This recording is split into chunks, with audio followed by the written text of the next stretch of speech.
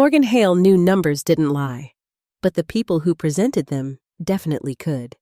It started on a gray Tuesday morning, the kind that smelled like printer toner and overconfidence.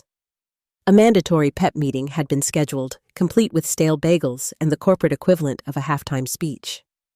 Standing at the front of the room was Alex Renner, the freshly minted VP of Finance, still radiating that just graduated with an MBA energy, his gelled hair and too-tight suit screaming ambition and Axe body spray. Alex was flipping through a slide deck like he was announcing a medical breakthrough. "Revenue up 18%, he declared. "Margins stable, risk exposure minimal." Morgan sat in the back, clutching her legal pad and sipping burnt coffee, eyebrows slightly raised. She'd been at the company for 12 years, long enough to know real growth from PowerPoint propaganda. These numbers weren't just wrong. They were engineered. Not, oops, forgot to carry the one wrong. More like, conveniently overlooked the fire in the engine room wrong. A vendor contract that had expired 6 weeks ago was still listed as active. A chunk of deferred maintenance vanished. Forecasts bloated. Disclosures shaved. The kind of spreadsheet sorcery that gets investors excited and regulators curious. She calmly raised her hand. "Just wondering," she said lightly. "Did legal review these numbers before the board presentation?" Alex gave her that smirk, the kind of smile men like him wore like armor. "Thanks, Morgan, but we're all good." They weren't, and she knew it. The same way you know when milk's gone sour even before opening the carton. But Morgan didn't push. Not yet. She'd learned years ago, never interrupt the show until the spotlight hits you. So, she returned to her desk and began quietly saving everything. Emails, reports, edits, anything that looked even remotely fishy. She wasn't worried. She was ready. 12 years in regulatory compliance had taught Morgan not just how to keep the company out of trouble, but where to find the buried landmines. HR called her low maintenance. Executives called her reliable. What they really meant was, thank God she's here, but we'll never promote her. She was the invisible engine, the duct tape holding the organization's crumbling frame together. But then, Alex arrived, and the tone shifted. Suddenly, she wasn't being CC'd on pre-board reports. The CFO, Craig Benton, a man who spoke mostly in buzzwords and preferred golf metaphors to actual strategy, stopped replying to her risk assessments. The air got colder. HR started using phrases like realigning departments and consolidating workflows under finance.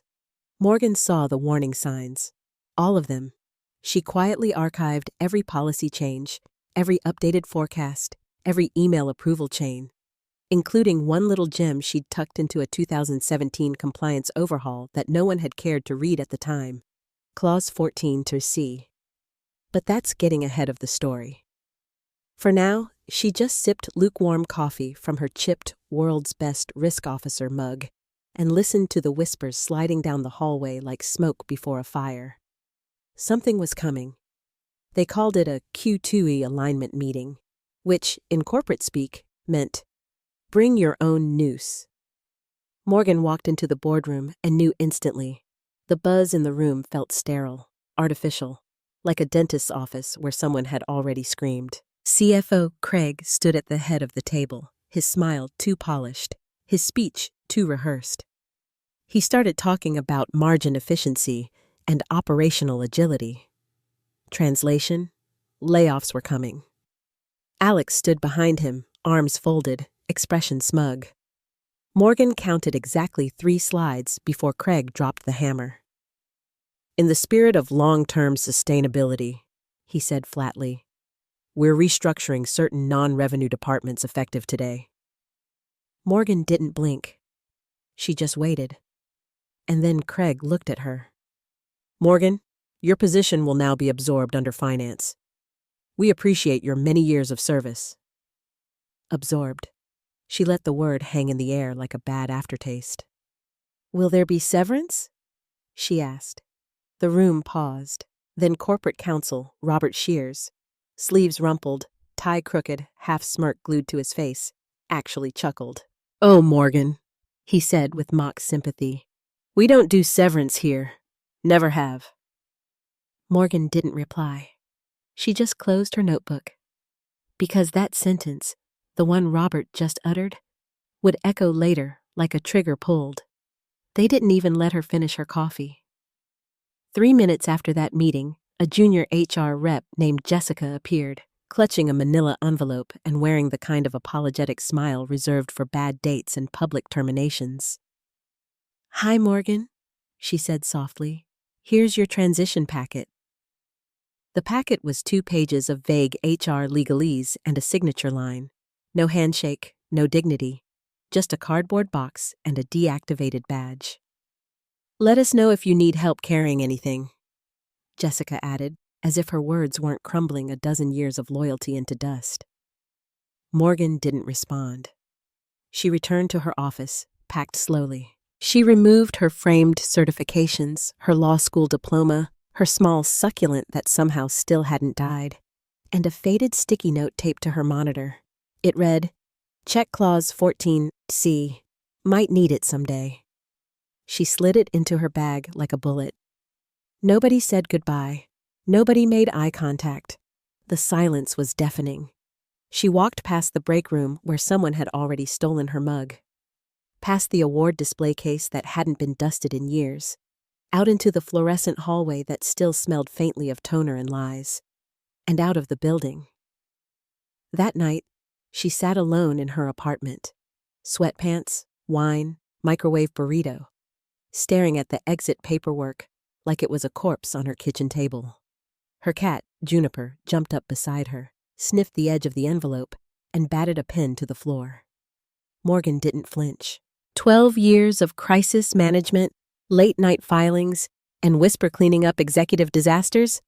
And this was how it ended? A 2-page insult and a half-hearted escort? She picked up the envelope again. Buried near the bottom was a sentence. "By signing, the employee agrees to forfeit any and all claims related to their employment or termination." She read it twice, then 3 times, the legal equivalent of, "Take your crumbs and be grateful." She didn't sign it. Instead, she walked to her bookshelf, pulled out a battered fireproof box, and unlocked it. Inside, 2 flash drives, one labeled Archive, the other CYA. She plugged the CYA drive into her laptop and waited. The folders loaded slowly. Time-stamped reports, tracked changes, metadata backups. Some dated back to Windows 7. Her heart didn't race. Her breathing stayed calm. This wasn't hope. This was ammunition. And she knew exactly who to call. She hadn't spoken to Logan in over a year. Life had pulled them in different directions. Work, distance, ambition. But back in law school, they were inseparable. Morgan had always been the detail monster. Logan was the storm. Fierce, brilliant, and absolutely ruthless when cornered. Now, Logan Dwyer was a senior partner at a boutique employment law firm that specialized in high-stakes executive terminations. Morgan didn't hesitate. She dialed. "Logan Dwyer?" came the voice on the other end, crisp, alert. "It's Morgan." A pause, then a grin behind the voice. "Please tell me you're calling about a spa weekend and not revenge." "Bit of both," Morgan replied. "But mostly revenge." Logan didn't miss a beat. "Tell me everything." So she did. File by file, date by date, error by error. She told Logan about the doctored forecasts, the risk omissions, the discarded contracts. And finally, Clause 14C. There was a pause on the line, the kind that made Morgan sit up straighter. "Send me the full language," Logan said finally. "Right now." Morgan did. The clause she'd quietly inserted during a company-wide compliance overhaul 8 years ago. No one noticed back then. No one had cared. Now it might be the noose around their necks. Moments later, Logan's voice returned. Lower, sharper. Morgan, this clause. This isn't just leverage. This is a damn nuclear trigger. Morgan looked back down at the unsigned severance offer, then dropped it in the trash. Logan called before sunrise. Morgan sat at her kitchen table wrapped in a robe, coffee cup clenched like a weapon. Her laptop glowed in the darkness, the severance packet now buried deep in her recycling bin, both literal and mental. Clause 14C, Logan said without greeting.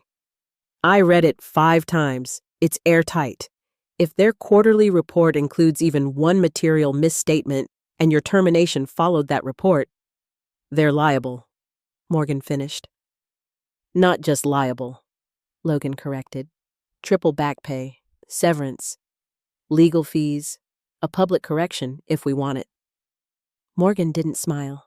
She just nodded to no one and whispered, Then let's begin. Logan's tone turned surgical. No noise, no headlines. Let's make them believe you went quietly into that good HR night. Morgan opened her backup archive drive, fingers steady now.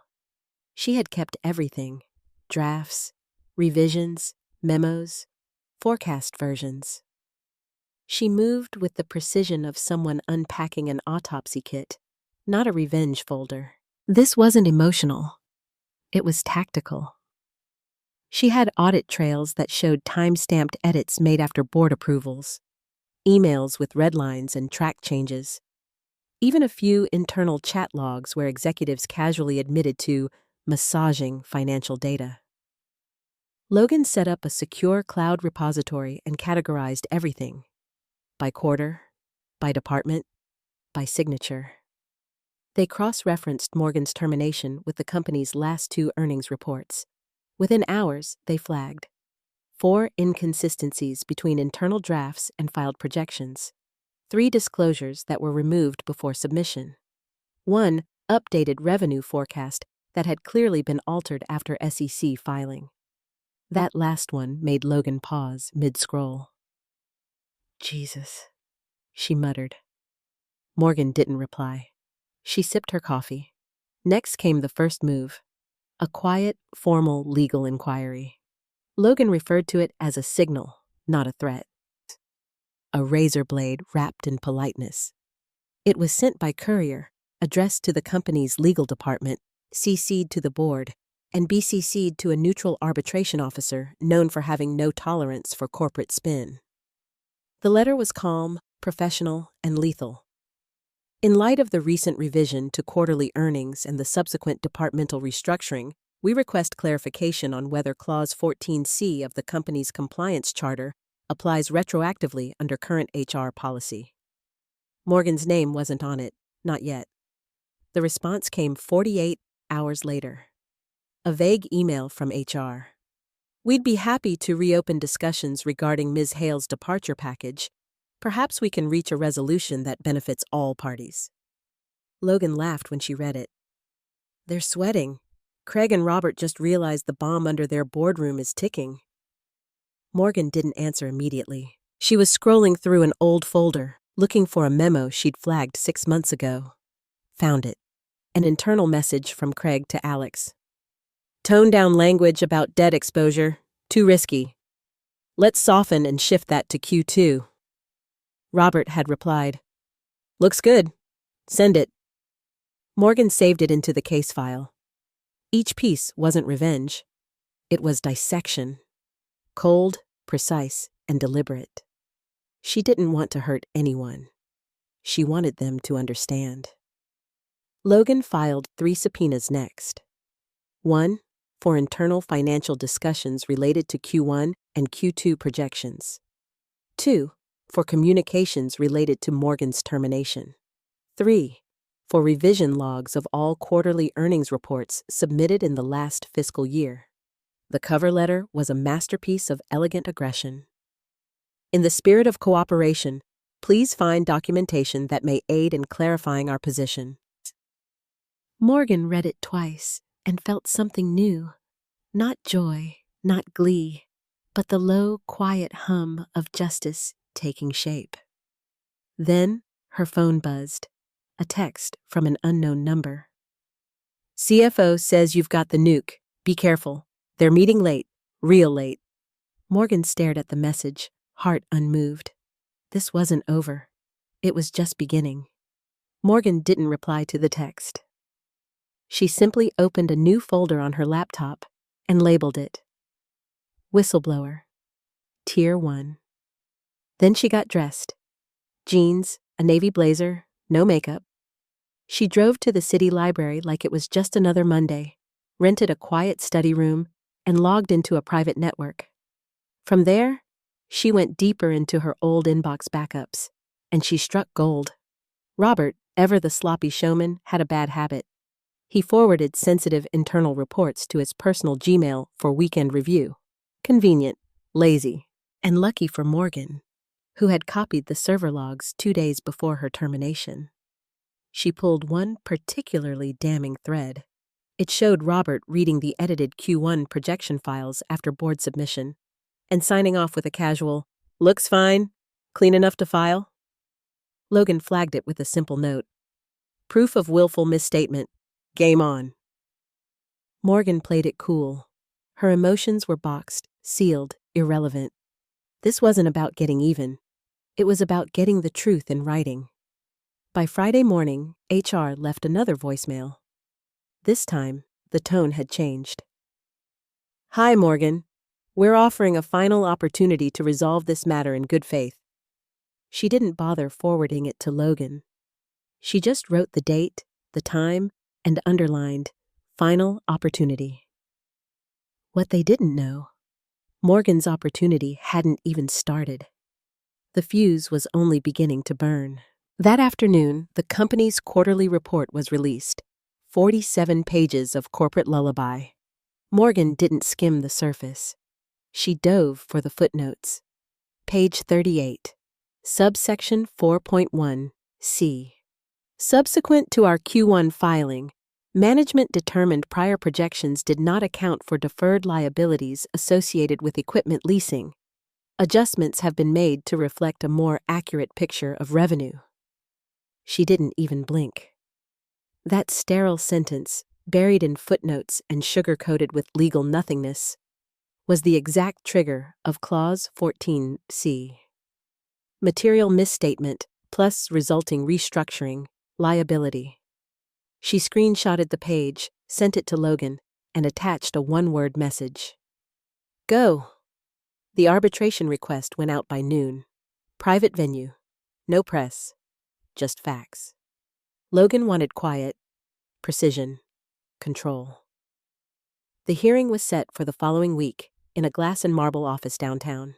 Cold, minimalist, like justice with mood lighting. Morgan arrived at 9:58 a.m. sharp, dressed like armor in a slate gray blazer, her folder labeled Clause 14C, Final, tucked neatly under one arm. Logan followed close behind. All poise and courtroom poise, her expression as sharp as the heel of her boots. At 10:02 a.m., the door opened. Robert entered first, still smirking, still smug, like the bad guy in a legal drama who thinks the judge owes him lunch. Behind him came Craig, paler than usual, hollow-eyed, sweating through his collar like he'd slept in his car. 2 board members followed, one older, one younger, both annoyed to be there. Morgan didn't stand. She didn't speak. She didn't need to. Logan opened the meeting. "Let's begin with Clause 14C of your Internal Compliance Charter, revised 2017, shall we?" Robert exhaled, already annoyed. "We're aware of your interpretation." Logan raised one finger. "Not interpretation, application." She slid the quarterly report across the table. Page 38 circled in red. Then she added Morgan's original clause, highlighted, dated, initialed. Robert's grin froze. Craig flinched. Recognition spread across the room like a cold draft. They'd seen this clause. They just never thought she'd use it. The silence after Logan laid out the documents wasn't confusion. It was resignation. Robert's smirk faltered, and Craig's face flushed. turning from pale regret to deep, nauseated dread. The younger board member looked visibly annoyed. The older one looked ready to leave. Then Logan leaned forward, her voice composed but sharp as a scalpel. This revision constitutes a material misstatement. You submitted earnings projections that knowingly omitted liabilities. Liabilities which, when discovered, triggered departmental restructuring. Specifically, the termination of my client, Morgan Hale. She tapped the clause again. Under Clause 14C, this entitles her to severance, triple damages, and full legal compensation. Robert opened his mouth to respond, but Logan slid another sheet across the table, a time-stamped email from Craig dated 6 weeks prior. I'm aware this report doesn't reflect lease obligations. We'll massage it in Q2. The words hit like a gut punch. The older board member, a heavy-set man named Gordon, finally cleared his throat. What exactly are you asking for? Morgan didn't speak. She didn't flinch. She didn't blink. Logan answered. Full enforcement of Clause 14C. That includes a settlement totaling $1.47 million. Formal acknowledgement of wrongful restructuring. A signed confidentiality agreement, all within 10 business days. Craig looked like he might throw up. Robert tried to laugh. It came out like a dying engine. Morgan, he said. Come on. This is aggressive. Logan didn't even glance at him. This is factual, she said. Craig's email shows intent. That's not an oversight, it's fraud. Gordon shifted uncomfortably in his seat. Triple damages. That's harsh. Logan steepled her fingers. SEC implications. Shareholder exposure. You're lucky we're not pursuing criminal charges. The younger board member, a clean-cut guy in his 30s named Ethan, finally spoke. What's the number that makes this disappear quietly? Logan didn't flinch. She slid a typed one-page agreement across the table. $147 million all-inclusive. No headlines, no discovery. Just silence. Gordon looked at Craig like he'd push him off a ledge if it ended this faster. Craig stammered. We need time. 48 hours, Logan said. Then we file publicly, with exhibits. Her words were cold, precise, like legal ice dropped into warm whiskey. Nobody said a thing, until Robert's coffee mug slipped from his hand. It hit the table, spun, and crashed to the floor. A lukewarm splash of Americano soaking into the carpet like blood at a crime scene. No one moved. The puddle spread slowly toward Craig's expensive shoes. Morgan still hadn't said a word. Her silence thundered. Louder than any threat, any memo, any lawsuit. Finally, Gordon broke the tension. Craig, he said through gritted teeth, did we actually file inaccurate reports? Craig tried to answer, but only managed fragments. There was context, timing, revisions, misstatements, Logan corrected coolly. Not revisions, not adjustments, misstatements. Robert tried one last bluff. We're willing to offer 2 months severance, as a goodwill gesture. Logan didn't blink. 2 months? She repeated slowly, her voice dripping in restrained disgust. That doesn't even cover the ink on this filing. Craig looked like he'd aged a decade. Ethan was done. Just pay her, he muttered. Robert tried to say something else, but Logan had already stood, buttoning her blazer with finality. 48 hours, she repeated. Then we go nuclear. Morgan finally rose from her chair. Still silent, still calm, still dangerous. As she turned to leave, Craig muttered softly, You were always quiet. She paused just long enough to glance at him, and then said the first words she'd spoken all meeting. You should have listened. The stall tactics began the next day. Craig and Robert didn't respond to the demand. Instead, their lawyers flooded Logan's inbox with requests for clarification, vague procedural questions, and intentionally ambiguous document requests. They asked for extensions, then more time, then clarification on their requests for clarification. Logan recognized the game instantly. "This is corporate rope-a-dope," she told Morgan. "They're trying to exhaust you into walking away." Morgan didn't flinch. "I've waited 12 years," she said. "I'll wait 12 more if I have to."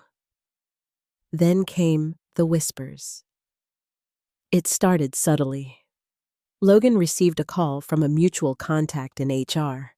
Apparently, rumors were circulating about Morgan's emotional instability, her resistance to change, and even compliance lapses that conveniently hadn't existed until after she filed her arbitration request. They were smearing her. Morgan's face didn't move, but Logan was livid. "They're trying to paint you as the disgruntled ex-employee," she hissed over the phone. "Let them," Morgan said calmly. "They've got gossip. I've got Clause 14C. But even with her composure intact, Morgan knew something was coming, something sharper. One rainy Thursday evening, her phone buzzed. Unknown number. The message was short. "Check your inbox. Final gift. Good luck." Morgan opened her laptop slowly. There it was, a forwarded email chain titled, "Urgent, Q1 Revenue Projections, Final Edits." She opened the thread. It was between Craig, Robert, and Alex, the smug VP of Finance. Craig had written, "We can't submit these numbers without revision. We're exposed if anyone digs." Robert replied, "Adjust where needed. The board won't question it." And finally, from Alex, "What about compliance?" Craig, "Already handled. Morgan won't be an issue after Thursday." Morgan exhaled, not sharply, not shakily, just a release. They had buried themselves, word by word, email by email, and someone on the inside had finally decided she deserved to know. She forwarded the thread to Logan with one line. "Courtesy copy to SEC?" Logan's reply came in under 30 seconds. "Already drafting." The next morning, the entire email chain, including attachments, metadata, and server timestamps, was submitted to the board, the arbitration officer, and anonymously to the SEC's whistleblower tip line. It was quiet, surgical, like flipping the final switch on a long-planned detonation. At 5:57 p.m., Logan's phone rang. She picked up. Morgan listened on speaker. "They've called an emergency board meeting for tonight," Logan said. "No delays, no rescheduling. They know it's over." Morgan didn't smile, but she did close her eyes. 3 hours later, Logan texted a single message. They folded. The settlement was confirmed. Craig was placed on indefinite leave. Robert's termination letter was already printed. Alex resigned to pursue other opportunities. Morgan read the message twice. Then she rose from her couch, walked to her kitchen, and opened a bottle of real wine. Corked, not boxed. No plastic cap. No microwave meal. Just quiet, adult dignity. She poured a glass, took a slow sip, and stood by her window as the city lights blurred behind the rain-slicked glass. No cheers, no applause, no headlines. But it was over, and she had won. The conference room where they finalized the settlement was as cold and polished as the company's original betrayal. Morgan sat silently at the end of a long oak table. Her posture was flawless, hands folded in her lap, face unreadable. She wore a jet-black blazer and tailored trousers, not to impress, but to remind them who they'd underestimated. Across from her sat Gordon and Ethan, the only 2 board members still involved. Craig's seat was conspicuously empty, replaced with a bottle of untouched mineral water. Robert's chair was also vacant, a white envelope resting in front of it marked Termination, effective immediately. No one spoke at first. Then Gordon cleared his throat. His voice had lost its usual arrogance. "We've agreed to your terms," he said quietly. "All documents are prepared. We just need signatures." Morgan didn't move. She didn't blink. She didn't speak. Logan, seated beside her, simply opened the folder and began signing with elegant, decisive strokes. The terms read like an obituary for corporate arrogance. Triple damages, retroactive back pay, attorney's fees, formal acknowledgement of wrongful restructuring, full confidentiality agreement. Gordon signed next, his pen dragging like a dull knife across paper. When the last page was completed, the folder was slid gently across the table to Morgan. She opened it, checked the ink, then tucked the signed contract and settlement check into her bag without a word. Then she stood. Logan followed, collecting her own documents. They walked toward the door with deliberate, measured grace, heels echoing across tile like punctuation marks. Neither of them looked back. Outside in the hallway, the elevator doors opened smoothly. As they stepped inside, Logan finally broke the silence. "You okay?" she asked.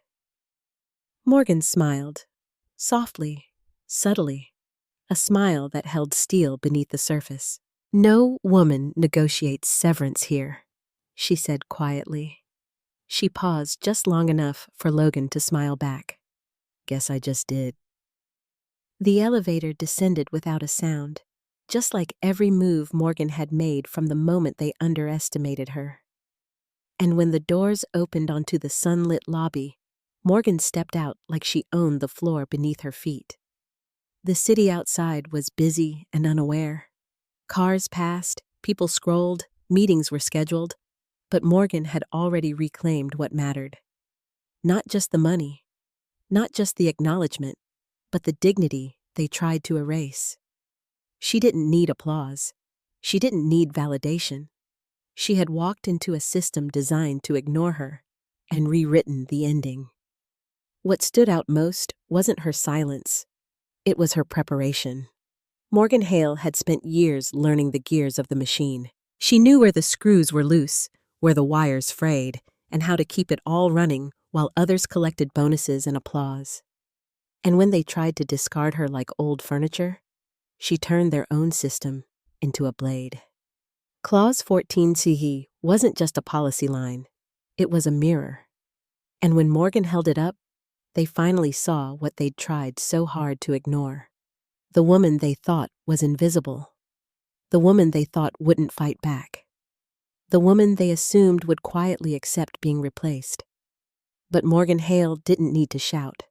She didn't need to burn bridges. She just needed a moment and a folder. So, when the final check cleared and the settlement email came through, she didn't post about it. She didn't blast it online. She just updated a folder on her laptop. Closed. Hale v. Glenwyn Corp.